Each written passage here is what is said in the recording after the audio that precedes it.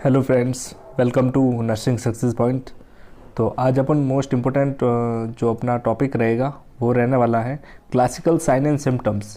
जो second part रहेगा वो रहेगा जो इम्पोर्टेंट अपन क्लासिकल जो साइन एंड सिम्टम्स है उसके बारे में डिस्कस करने वाले हैं। तो बने रहिए इस वीडियो के साथ में। सबसे पहला जो अपना मोस्ट इम्पोर्टेंट जो क्लासिकल इंडिकेटर्स होता है, पेनक्रियाटाइटिस के अंदर आपने देखा होगा जब पेनक्रियाज का इन्फ्लामेशन हो जाता है तो उस कंडीशन में दो साइन अपन को देखने को मिलते हैं। मोस्ट इम्पोर्टेंट साइन होते हैं जो एग्ज़ाम में पूछे जाते हैं। इससे रिलेटेड इमेज बेस्ड क्वेश्चन भी आता है एंड CHO जैसे एग्ज़ाम में भी पूछे जाता है। तो फर्स्ट ऑफ जो साइन एंड सिम्टम्स होता है पेनक्रियाटाइटिस के अंदर कुलन साइन। अब कुलन साइन क्या होता है? कुलन साइन होता है इकाइमोसिस ऑफ द अम्बलाइकस। जो अम्बलाइकल रीजन होता है, जैसे ये अपनी बॉडी होती है, इसके अंदर ये अम्बलाइकस होता है, इसके अराउंड, इसके चारों ओर अराउंड जो पेरी अम्बलाइकल जो एरिया है, इस पूरा जो एरिया है उसके अंदर क्या होता है डिस्कलरेशन हो जाता है, इकाइमोसिस हो जाता है, मतलब ब्लैक स्पॉट बन जाते हैं, पूरा ब्लैक स्पॉट बन जाता है, ये डार्क एरिया बन जाता है। तो ये होता है कुलन साइन। एंड देन जो होता है next Grey Turner sign. Classical indicators होता है जो ग्रे टर्नर साइंस होता है, उसमें क्या होता है जो ब्रूशिंग्स ऑफ फ्लैंक एरिया, जो फ्लैंक एरिया जो होता है बॉडी का, इलियक क्रेस्ट होता है, इलियक क्रेस्ट के जस्ट ये ऊपर की साइड में यहाँ पे फ्लैंक एरिया होता है, पीछे की साइड में जो फ्लैंक एरिया होता है वहाँ पे डिस्कलरेशन हो जाता है, उसको बोला जाता है ग्रे टर्नर साइन। तो आप C और T से याद रखते हैं, C अम्बलाइकस पे C एंड T बना के आप याद रखिए। यहाँ पे अम्बलाइकस पेरी अम्बलाइकस पे होगा कोलन साइन एंड जो फ्लैंक एरिया होगा वहाँ पे होगा Grey Turner sign. Then next जो इम्पोर्टेंट साइन होता है वो होता है पाइलोरिक स्टेनोसिस। पाइलोरिक स्टेनोसिस काफ़ी इम्पोर्टेंट होता है, जो मोस्ट ऑफ एग्जाम में क्वेश्चन बनते हैं इससे रिलेटेड। इसमें दो क्लासिकल इंडिकेटर्स होते हैं। पाइलोरिक स्टेनोसिस जो स्टोमक का पार्ट होता है, पाइलोरिक एंट्रम, उसके अंदर क्या होता है उसका स्टेनोसिस हो जाता है, उस वहाँ की जो मसल्स होती हैं वो नैरो हो जाती है। तो उस कंडीशन में क्या होता है कि जो फूड अपन लेते हैं माउथ के थ्रू तो वो आगे फॉरवर्ड नहीं होता है। तो उस कंडीशन में वहाँ पे प्रेशर जनरेट होता है। अगर वो प्रेशर जनरेट होता है तो उस कंडीशन में क्या देखने को मिलता है अपन को प्रोजेक्टाइल वॉमिटिंग देखने को मिलती है। प्रोजेक्टाइल वॉमिटिंग जिसको फोर्सफुल वॉमिटिंग बोला जाता है, ये नॉन बिलियस होती है। नॉन बिलियस अगर पूछा जाए एग्जाम के अंदर प्रोजेक्टाइल वॉमिटिंग कैसी होती है तो नॉन बिलियस होती है। तो ये क्लासिकल इंडिकेटर्स होता है जो आपको याद रखना है, जो एग्ज़ाम में बार बार पूछा जाता है। एंड यहाँ पे क्या होता है जो जो एरिया होता है स्टोमक का, वहाँ पे एरिया होता है स्टर्नम के जस्ट बिलो, वहाँ पे ओलिव लाइक मास देखने को मिलता है, olive like mass. Next PDA, patent ductus आर्टरियोसिस। Patent ductus आर्टरियोसिस means जो ऑरोटा एंड जो पल्मोनरी आर्टरी होती है उसके बीच में जो डक्टस जो आर्टरियोसिस होता है वो पेटेंट एंड बना हुआ रहता है। तो उस कंडीशन में क्या देखने को मिलता है वॉशिंग मशीन लाइक मरमर देखने को मिलता है। ये क्लासिकल इंडिकेटर होता है जो आपको याद रखना है, एग्जाम में पूछा जाता है। वॉशिंग मशीन लाइक मरमर का किस में देखने को मिलता है तो PDA के अंदर देखने को मिलता है। कंजेनाइटल हार्ट डिजीज होती हैं। नेक्स्ट एडिसन्स डिजीज, काफ़ी इंपॉर्टेंट डिजीज होती है Edison's disease. And Edison's disease होती है उसके अंदर जो क्लासिकल इंडिकेटर्स होता है वो देखने को मिलता है ब्रॉन्ज लाइक स्किन पिगमेंटेशन। इसमें क्या होता है एल्डोस्टेरोन होता है, उसका लेवल कम हो जाता है एडिसन्स में, तो ब्रॉन्ज लाइक स्किन पिगमेंटेशंस देखने को मिलती हैं। कुशिंग सिंड्रोम, कुशिंग्स में लेवल बढ़ जाता है तो उसमें क्या होता है मून फेस देखने को मिलता है अपीयरेंस। अगर एग्जाम के अंदर पूछा जाए मून लाइक फेस किस में देखने को मिलता है तो कुशिंग सिंड्रोम के अंदर देखने को मिलता है। एंड बफेलो हम्प जो बैक साइड में बफेलो हम्प देखने को मिलता है। तो ये क्लासिकल इंडिकेटर्स होते हैं जो एग्जाम में पूछे जाता है। नेक्स्ट जो होता है ग्रेव्स डिजीज या अपन बोल सकते हैं हाइपरथायरॉयडिज्म। ग्रेव डिजीज को अपन क्या बोल सकते हैं हाइपरथायरॉयडिज्म। इसके अंदर क्या होता है, एक्सोप्थल्मोस का मीन्स क्या होता है, तो आपको याद रखना है क्लासिकल इंडिकेटर्स होता है हाइपरथायरॉयडिज्म में। आपने पिक्चर के अंदर भी देखा होगा, जब डायग्राम देखते हैं अपन, उसके अंदर भी जो कोई भी पर्सन्स का हाइपरथायरॉयडिज्म वाला पर्सन होता है उसकी आप आईज देखोगे तो बल्ज हो जाती है। तो bulging of the eye out of the orbit and out, जो आइज होती है वो प्रोट्रूड हो जाती है, वो बल्ज हो जाती है, मतलब बाहर निकली होती है और बड़ी हो जाती है, तो एक्सोप्थल्मोस कहते हैं। Next intussusceptions, very very important disease होने वाली है। इंटूससेप्शंस भी काफ़ी इंपॉर्टेंट जो डिजीज़ है वो है। इसमें क्या होता है, जो इंटेस्टाइन होती है वो एक दूसरे के मतलब जो अंदर दस जाती है, मतलब एक दूसरे के अंदर चली जाती है, इंटूससेप्शन।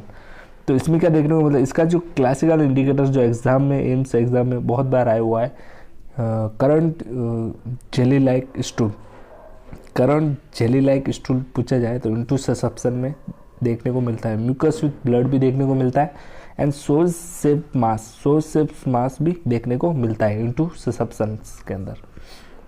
Next multiple sclerosis, very important disease है मल्टीपल स्क्लेरोसिस। इसमें क्या होता है, जो माइलिन शीथ होती है उसका डिजनरेशन होना स्टार्ट हो जाता है मल्टीपल स्क्लेरोसिस के अंदर।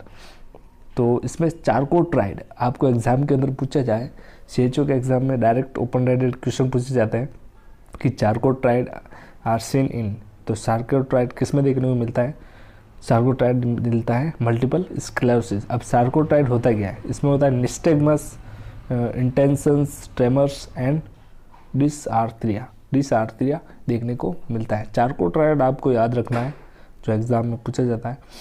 नेक्स्ट मिस्थीनिया ग्रेविस, ये भी काफ़ी इंपॉर्टेंट डिजीज़ है, जिसके अंदर क्या होता है, डिसेंडिंग मसल्स वीकनेस हो जाती है। इसका जो क्लासिकल इंडिकेटर्स होता है वो होता है टोसिस, और इसमें होता क्या है मिस्थीनिया ग्रेविस के अंदर, तो जो डिसेंडिंग मसल्स होती हैं उसकी वीकनेस हो जाती है, जिसमें टोसिस देखने को मिलता है। ड्रूपिंग ऑफ आईलिड्स, अगर टोसिस का मीन्स पूछा जाए तो ड्रूपिंग ऑफ आईलिड्स बताना है आपको। Next Gulen-bear syndrome, GBS, Gulen-bear syndrome में क्या होता है, असेंडिंग्स, इसमें क्या होता था, डिसेंडिंग मसल्स वीकनेस, तो गुलेन-बेयर सिंड्रोम में होता है असेंडिंग मसल्स वीकनेस हो जाती है, असेंडिंग मसल्स वीकनेस GBS के अंदर देखने को मिलती है। नेक्स्ट DVT, काफ़ी इंपॉर्टेंट है, deep vein thrombosis, very very important है, जो एग्ज़ाम में इससे रिलेटेड एक दो क्वेश्चन जरूर आएंगे CHO के एग्ज़ाम में। DVT जो होता है उसको डीप वेन थ्रोम्बोसिस या डीप वेन थ्रोम्बोफ्लेबाइटिस भी बोला जाता है। एंड इसमें जो क्लासिकल इसका जो इंडिकेटर होता है वो होमान साइन में क्या होता है, डॉर्सिव फ्लेक्शन जो पेन देखने को मिलता है, जब पेशेंट डॉर्सिव फ्लेक्शन करता है फिंगर्स टोज को, तो उसके अंदर पेन देखने को मिलता है, उसके काल्फ मसल्स के अंदर पेन देखने को मिलता है, तो ये होमान साइन देखा जाता है। हार्मन साइंस डेंगू के अंदर देखने को मिलता है, होमान साइंस DVT के अंदर देखने को मिलता है, तो आपको याद रखना है।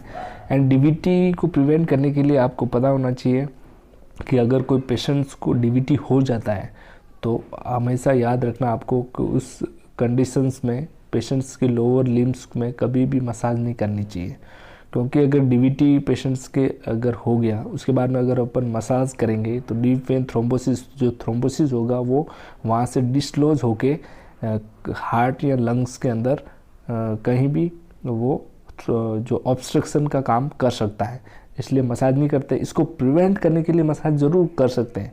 अगर DVT नहीं हुआ है तो पेशेंट्स के अंदर मूवमेंट कराएंगे अपन पेशेंट्स की मसल्स को, एंड आपको डीप जो स्टॉकिंग्स होती है, न्यूमो स्टॉकिंग्स जो डीप वेन को प्रिवेंट करती है, वो अपन वहाँ पे यूज़ करते हैं पेशेंट्स को जो लॉन्ग टाइम बेड रिडन होते हैं उनके अंदर। Next very important, angina means क्या होता है, पेन किस में होता है, चेस्ट के अंदर। जो एक सीवियर कंडीशन होती है, ये एक प्री इन्फेक्शन की कंडीशन होती है, तो MI के पहले की कंडीशन होती है ये एंजाइना में क्या होता है, crushings and stabbings pain relieve by NTG। Angina जो होती है वो कार्डियक डिजीज़ होती है, जिसके अंदर क्या होता है, क्रशिंग्स एंड स्टैबिंग्स पेन होता है, तो रिलीव किससे होता है, NTG, नाइट्रोग्लिसरीन। अब नाइट्रोग्लिसरीन से बेसिकली रिलीफ होने का रीज़न ये होता है कि नाइट्रोग्लिसरीन क्या करती है, वैसोडाइलेशन का काम करती है। जब पेशेंट्स के अंदर वेन्स के अंदर वैसोडाइलेशंस का काम करेंगी तो वैसोडाइलेशंस के अंदर ब्लड का जो फ्लो होगा वो बढ़ जाएगा, ब्लड यानी ऑक्सीजन ज़्यादा मात्रा में हार्ट तक पहुंचेगी। उस कंडीशन में उसकी और जो O2 की डिमांड है, O2 की एंजाइना में हुआ गया, O2 की डिमांड कम हुई तभी पेन हुआ, तो O2 की रिक्वायरमेंट फिलअप हो जाएगी। तो उस कंडीशन में एंटीजी देते हैं। आपने जनरल देखा होगा, अगर आप ICU में काम करते हो, कार्डियक ICU या जनरल ICU, वहाँ पर भी जो होती है, अगर कोई पेशेंट्स की BP हाई होती है तो उस कंडीशन में पेशेंट को एंटीजी का इन्फ्यूजन लगाया जाता है नाइट्रोग्लिसरीन का, क्योंकि ये वेसोडाइलेटरी इफेक्ट लाता है। तो उस कंडीशन में ये पेन को भी रिलीफ करती है, देन BP को भी ये रिलीफ करती है या रिड्यूस करती है, BP को भी रिड्यूस करती है। Next myocardial infarctions, very very important disease है। MI होती है crushing stabbing pain radiating to. अब MI के अंदर क्या होता है, लेफ्ट शोल्डर नेक पेन होगा, उसकी जो पेन होगा उसकी जो डायरेक्शन होगी वो आप देख सकते हैं इसके अंदर, लेफ्ट आर्म में होगा, नेक में होगा, लेफ्ट साइड में होगा एंड आर्म में होगा, अनरिलीव बाय एंटीजी। अब पेशेंट्स का जो पेन होगा वो सीवियर होगा और शोल्डर में हो रहा है, neck and arms, and relieve भी नहीं होगा एंटीजी से। तो इसका मतलब हो गया इन्फार्क्शंस। नेक्स्ट पार्किंसंस डिजीज़, काफ़ी इंपॉर्टेंट डिजीज़ है ये भी, पार्किंसंस डिजीज़। पिल रोलिंग ट्रेमर्स देखने को मिलता है पार्किंसंस। इसमें क्या होता है, डोपामिन का लेवल कम हो जाता है पार्किंसंस, तो पेशेंट्स के अंदर पिल रोलिंग ट्रेमर्स देखने को मिलते हैं। क्लासिकल इंडिकेटर्स होता है pill rolling tremors and short staying gait, and जो रोबोटिक्स गेट बन जाता है पेशेंट्स के अंदर। क्या होता है, पेशेंट स्लो चलेगा एंड उसका रोबोटिक्स गेट हो जाएगा, मतलब रोबोट की तरह चलेगा, स्लो एंड स्लो मूवमेंट होंगे उसके अंदर। पिल रोलिंग ट्रेमर्स क्लासिकल इंडिकेटर होता है पार्किंसंस के अंदर। मतलब मसल्स का मूवमेंट्स बहुत कम हो जाता है पार्किंसंस के अंदर। साइटोमेगलोवायरस वेरी वेरी इंपॉर्टेंट है। CMV infections. ऑल्स आई किस में देखने को मिलती है, CMV of cells, huge nucleus in cells. आपको एक याद रखना है, साइटोमेगलोवायरस क्या करता है, सर्वाइकल कैंसर कॉज करता है, ये भी आपको याद रखना है, CMV साइटोमेगलोवायरस। एंड नेक्स्ट जो है ग्लूकोमा जिसमें IOP बढ़ जाता है, इंट्राऑक्यूलर प्रेशर जो होता है वो बढ़ जाता है, तो एक आई डिसऑर्डर है। एंड इसमें क्या देखने को मिलता है, टनल विजन्स, हेलो विजन या टनल विजन्स बोल सकते हैं आप, ये क्लासिकल इंडिकेटर्स होता है, तो आपको बताना है यहाँ पे। नेक्स्ट रेटिनल डीअटैचमेंट देखने को मिलता है, आपको देख सकते हैं retinal detachment. And flashes of light, जो लाइट्स के अंदर फ्लैश देखने को मिलेगा, जो आईज के अंदर फ्लैश एकदम लाइट पड़ेगी फ्लैश की तरह। एंड शैडो विजन होगा with curtains across visions, and अंधेरा छा जाएगा आईज के अंदर। एंड नेक्स्ट जो है very important, basilar skull fracture में आप देख सकते हैं रैकून्स आई, वेरी वेरी इंपॉर्टेंट है रैकून्स आई, जो एग्जाम में पूछा जाता है। रैकून्स आई काफ़ी इंपॉर्टेंट है, तो ये एग्जाम में पूछा जाता है। बेसिलर स्कल फ्रैक्चर में रैकून्स आई देखने को मिलती है।